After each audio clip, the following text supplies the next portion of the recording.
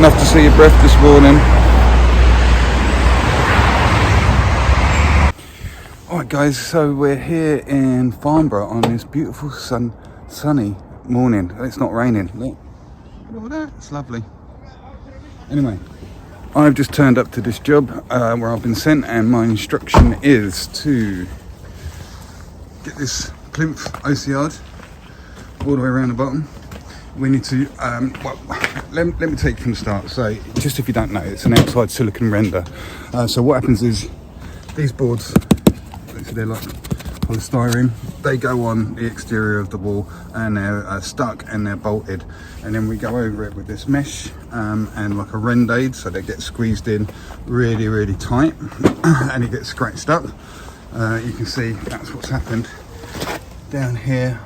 See the mesh through there, and then what we do is we knock up this base coat render, one coat render, and it comes out and they flow it out to this. And then after that, this 1.5mm white silicone finish goes over the top of that. So the render coat doesn't have to be amazing, and it's not. But yeah, so the silicone goes over the top, and it gives you a really nice white, almost like Monocouchi sort of finish. What else have we got to do here? Let's jump upstairs. So up here our instructions also where these rafters come out. Is it coming through? Where these rafters come out, look, under the soffit there, they've got a load. Apparently that's all been painted black already. I don't know why they've done that before the silicone rendering, but we've got to scrape that off. So yeah, our instructions are today: prime that, get that that plinth rendered all the way around, get as much of this primed up with the silicone primer, which needs to happen before you put that 1.5mm silicone stuff on. And then the only other thing we've got to do is grind that steel pipe off and put a bit of mesh and foam in there. So there we go. So yeah, it's probably not that much to record here today. That's it, that's all you really need to know.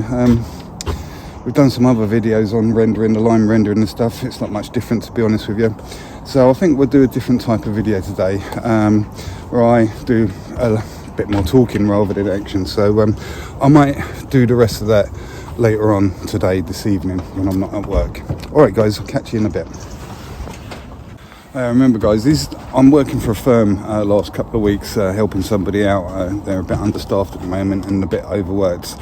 So this is not my job. So what's happening is I'm getting the address, the instructions, and then this is what I'm walking into. So that's the sort of thing we're doing. Well, we did it all last week, and we're just coming to the end of this week, and then we're back doing my own stuff next week.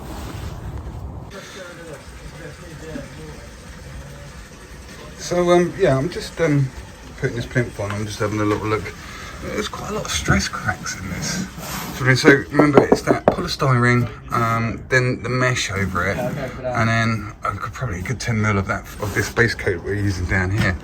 And I'm surprised, even with that mesh, look, all these sort of stress cracks. Now this still needs priming up with the acrylic or primer, which is like a PVA, but it's specific for this silicone render, which goes over the top of that. So I'm assuming that will get in there and stabilise it. It doesn't seem to be any movement. It is actually quite solid, but it sounds hollow, doesn't it? And all these newfangled exterior finish systems that come out these days. So there you go. I'm assuming those stress cracks got in there because the sun must have got it and just dried it out a bit too quick. But there, it's quite a few there.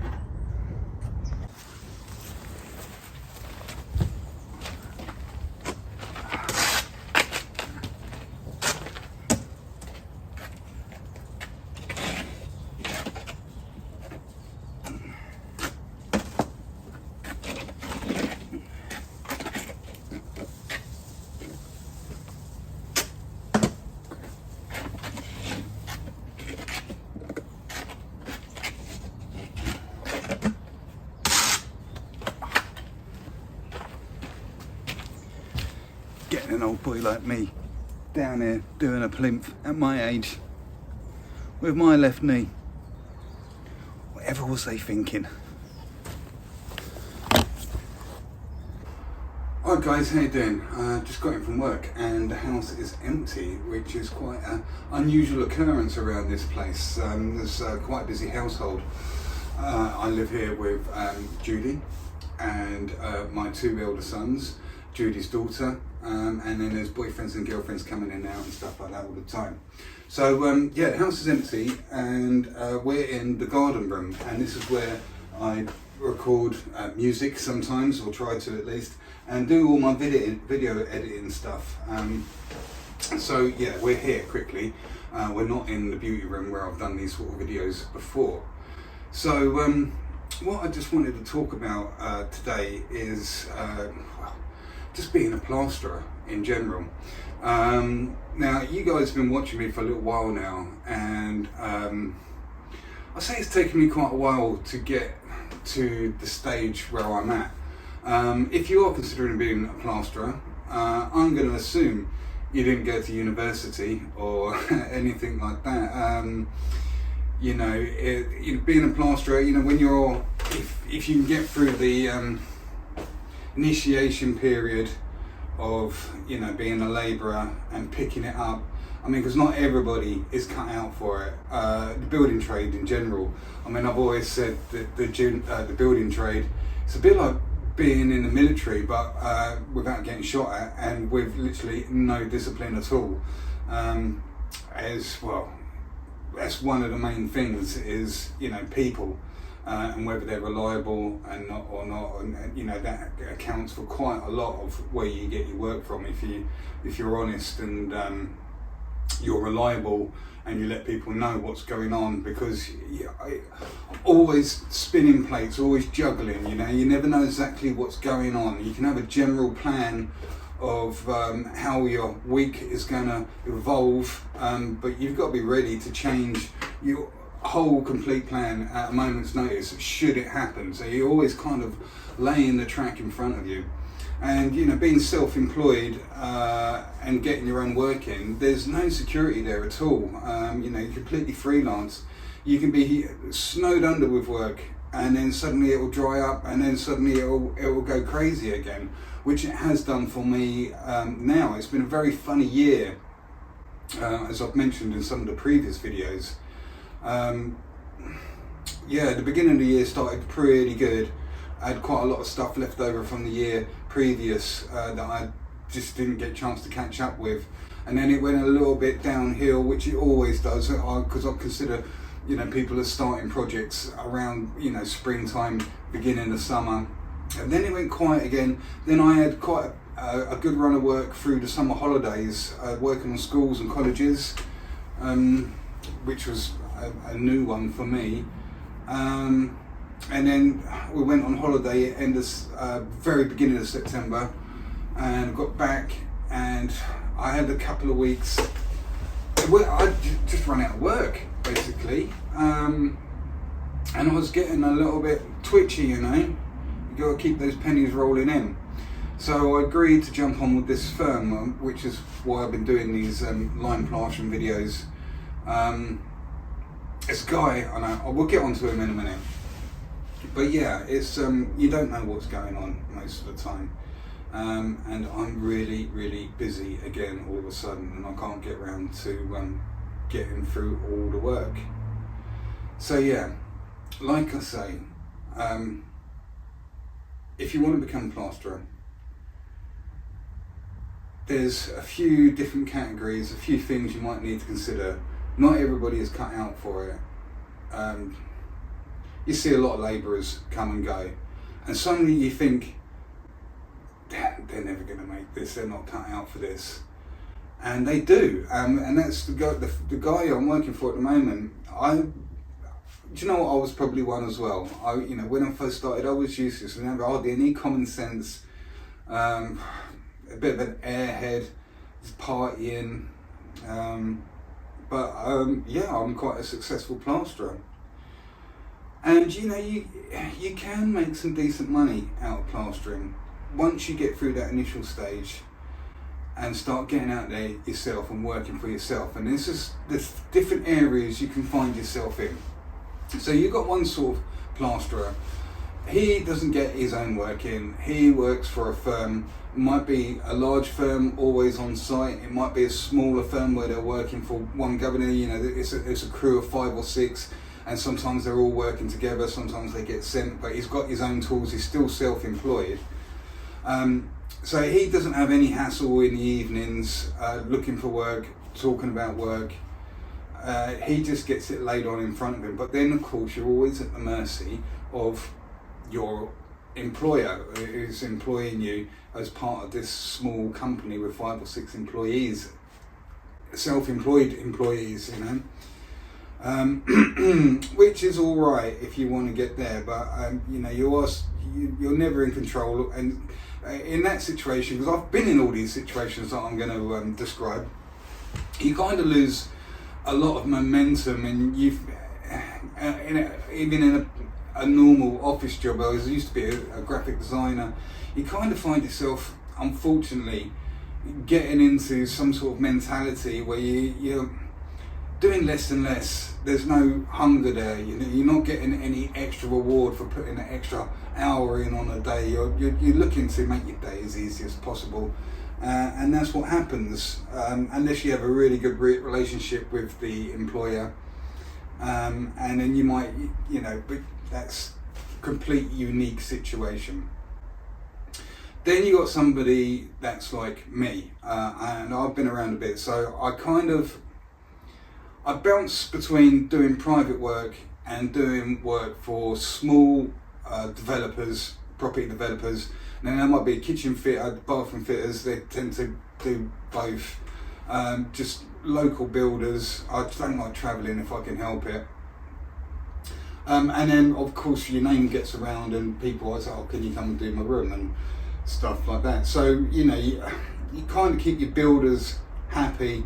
They get a little bit of I tend to go on a day rate. So the relationship I have with a lot of my regular clients that are making money or need to make money upon me, I don't even need to go and see the job.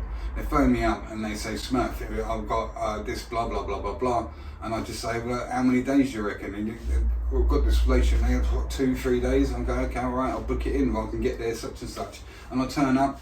I've only had a brief description of what's going on, and we get on with the work. And I'm normally charging them on a day rate. It's a fair day rate. They know what I can produce. If there's something like moving furniture around, or you know, anything other than plastering, then there's no stress there at all, because I'm on a day rate. If they, you know, he's paying me, I'll do whatever you want me to do. I'm a private plasterer. Plasterer for money. You remember that Tina Turner song? I'd like to change the lyrics to that. So yeah, that's the position I'm kind of in. But where work went a little bit quiet, I've had to put myself on with this other fella, and I'm being told where to go, what to do, and I'm going in after other people have been there. He's being held to a price. I'm being paid on the day work, so I've got to produce enough work, you know, to make it work properly. You know, there's a sense of fair play there. And he's a different type of plasterer, and we're going to get onto that in just a second. So it's taken me quite a while to have the experience to just slow down a little bit. I mean, I'm 50 now. I've had 4 kids, and at one point, I was the only breadwinner in the house. I was the only source of money coming into the house, and 4 children, all under the age of 10. So it was quite stressful times. And so, like, when you don't run out, I didn't have a mortgage. I was a council tenant, so at least there wasn't that stress there. But now, yeah, I'm just taking it easy, just plodding on. It's just me and Shay. We're kind of middle. I'm doing my own work. If I get quiet, sometimes I just phone up. There's a couple of guys I know who work in that middle ground. A couple of guys I know, I phone them up and say, "Oh, have you got anything?" And vice versa. They get really busy and they say, "Smurf, you've got a couple of days you can give us an offer in it." And the track gets laid out through the week. I mean, it just unfolds as it does. So there's that sort of ground, and that's probably the nicest way to be, or the way I prefer to be. And I have been this before, so, and this is where things get tricky as a plasterer, or in the building trade in general. Maybe not so much for builders, but for plasterers specifically. So then you start taking on people underneath you. You are the orchestrator of the job, the contractor. You're not just an employee, you're the guy. It's your responsibility to have this job done properly, quickly, and you're employing people to get there because you've got so much work on that you can't get through it all, and you're entrusting other plasterers that you have a relationship with to do the work. And it's not so bad if you can kind of do like one job at a time. But when you start getting to the point where your jobs are getting bigger and bigger, and you're moving up the ladder, and it starts to get a bit scary. I mean, your quotes are going into the double figures of thousands. There's a lot to take into account, and you're working around a schedule where other trades have to do stuff, and you can't get on with stuff until this guy's done this and this and this and this, and it gets very complicated. I don't know how people price up for jobs like that, but if you do find yourself in that position where you start employing people, you better get ready for a world of chaos that just never stops. Like I say, we're being in the building trade is a bit like being in the military, and you start employing people. Dealing with that human element of a project, the discipline, which is the elephant in the room in the building trade. This is why you got sites like Checker Trade and whatever. They have to build up their reliability score. You know, a lot of people in the building trade may have dropped out of school. For want of a better explanation, they didn't do too well at school, and being in the building trade, you know, as soon as you can pick something up and put it on your shoulder, you're worth something to a builder, and you'll be in as a labourer, and maybe you'll work your way up. But you know, there's people drinking alcohol, the brown bottle flu, as they call it, when mate is not turned up for work. And if you're employing people and you've got a load of stuff to get through, and you're getting to the point where you can't even be on the job, you've got two big jobs running, and you can be on this one, and then you've got some other guy that you've entrusted to be doing another job, and then the contractor on that other job phones you up and says, mate, he's not turned in this morning. Well, he should be there. Hold on, let me call him. No answer. Phone the builder back up. I can't get hold of him, so I don't know what's happened. Let me get through the day. I need to get hold of him. And he said, well, and the builder's going, well, what are you going to do? I need this done. Blah, blah, blah. This got to happen, as you might imagine. So then you can't get hold of this guy all day long. 3 o'clock in the afternoon, you might get it and say, what happened? And then you get that wishy-washy excuse of something like that. I've always found and I don't do it these days, I don't do it at all, maybe every once in a blue moon, but you know, if I was in that position where I'd gone to the pub quiz or something and I'd had one too many, or maybe something more than a pub quiz, but if I'd been on it drinking and I found myself in a position where I'm not going to really be performing at work and I really don't want to go to work, I used to phone the builder up and say exactly that, you know, look, I'm sorry, I'm hungover, and just be honest, because people know when you're lying to them, and give them no wishy-washy excuses and, you know, mug them off basically. You're mugging them off as soon as you lie to somebody like that. So, yeah, there is that element to it. And that is exactly what this guy I'm working for, have been working for all week, that's where he is. He's employing people to do jobs, and we're travelling, as you saw, to Richmond. I was in Farnborough. We're travelling all this. We was in Weybridge not so long ago. I was doing some stuff for him, and this guy's got pressure. He's a bit younger than me. He's 42, I think. He's got 2 young girls under 6 years old. He's got a monster mortgage. He's got people not turning up for work. He's got so much work to get through. You know, and I remember being there, and I'm so glad that I'm not in that position anymore. And just like skimming off the top, just taking the cream. But he needs so much money. I mean, I went round to go and get the key off him for the job this morning and pick up some bits and pieces.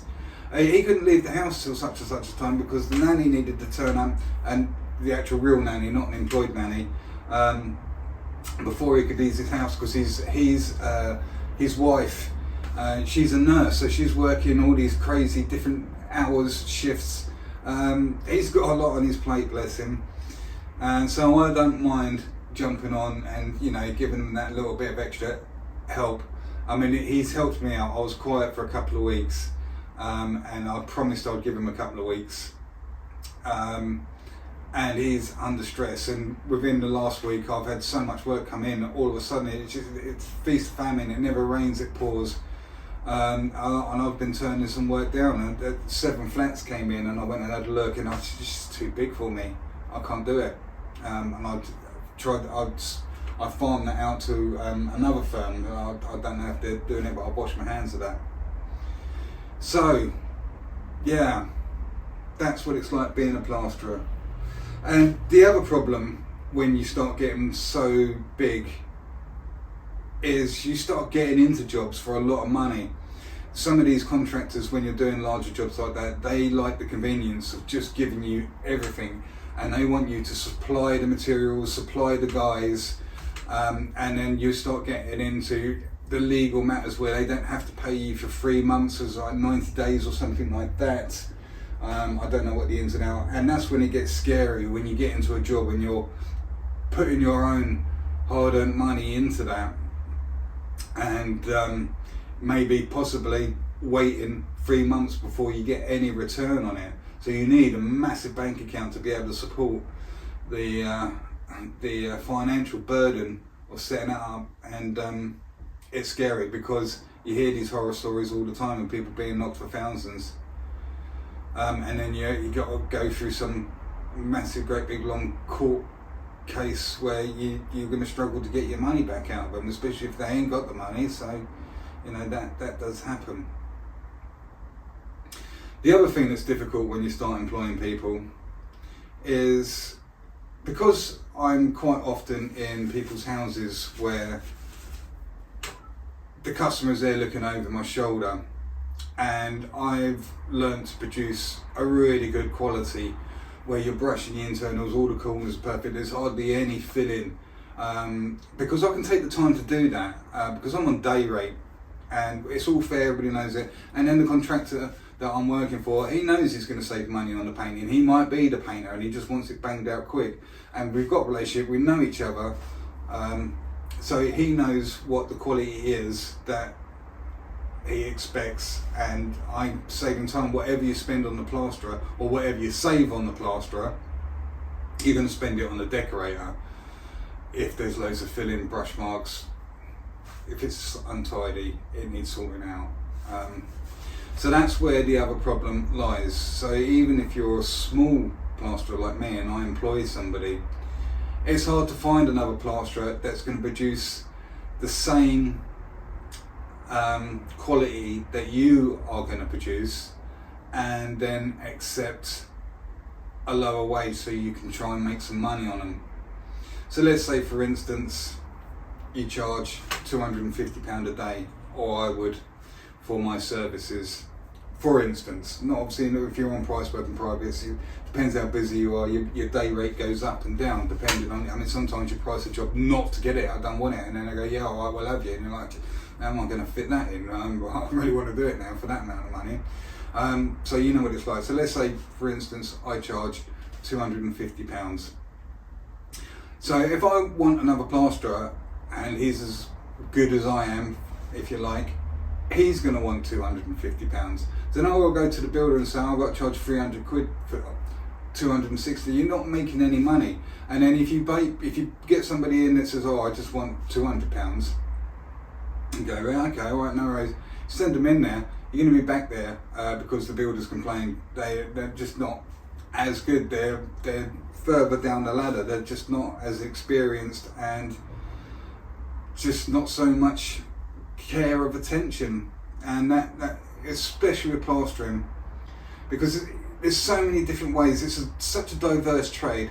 There's so many different ways that people can get to the same result of a flat wall. If you're an electrician, there's only one way to wire a plug. It's either wrong or it's right. If the wires aren't, it doesn't work. As simple as that. You know, so obviously I'm being a bit black and white there, but you get what I'm saying.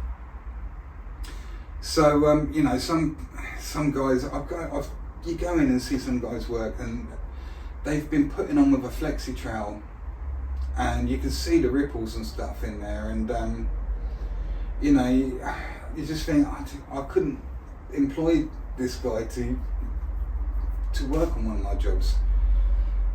Not unless he listens and it changes his complete system of plastering. But he's getting his work, the customer's happy, you know, he's charging less. But I can't employ him. He's just not good enough, whoever it is, you know. So that is the difficulty with plastering, I guess.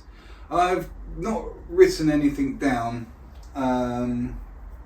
to do this video. I've just sat down quickly and just rambled on. I was kind of thinking about what I wanted to say during the day.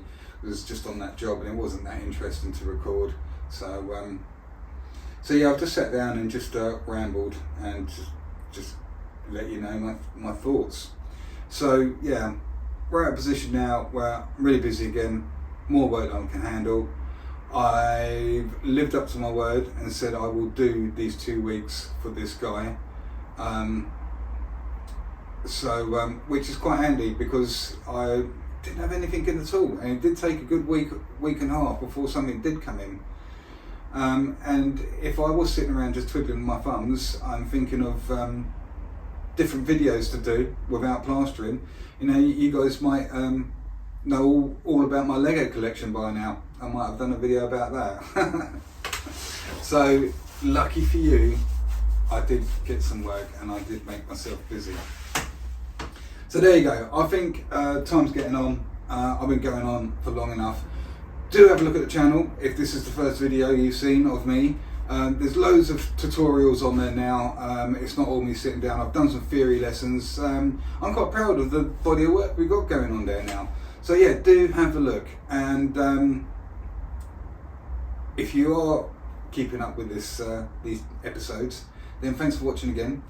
And yeah, I will see you maybe tomorrow. We've got to go back to that job we was on this morning. We've got to put that silicone top coat, so I might just do a tiny little bit of recording of that, just in case you've not done it before, and you can see how it goes on. So yeah, alright guys, thanks very much, thanks for watching, and I'll see you soon. So look, check this out. It's the Millennium Falcon. My daughter built this for me. I paid for it. Look, you've got little figures inside. That was 1,300 pieces. And it took my daughter about 2 days to build. Check this out. It's the DeLorean with Marty and the dog. And we also got Mr. Fusion I built, and that's so this one, this could be built in 3 different ways. It could be the Back to the Future 1, the Back to the Future 2, or the Back to the Future 3 version of the DeLorean.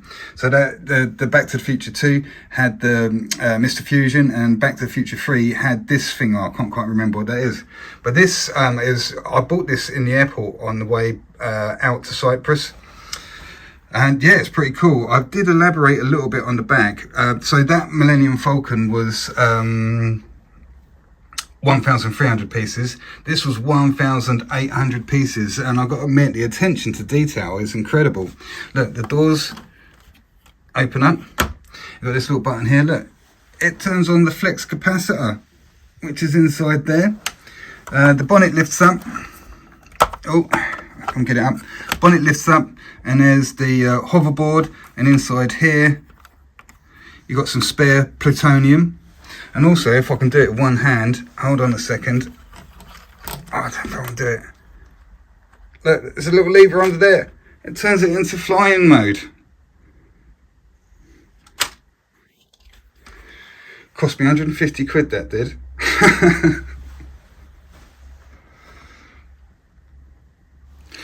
I'm your private plasterer, a plasterer for money. I'll do what you want me to do. Yeah, I'm your private plasterer, plasterer for money, and any old wall will do. Yeah, I'm your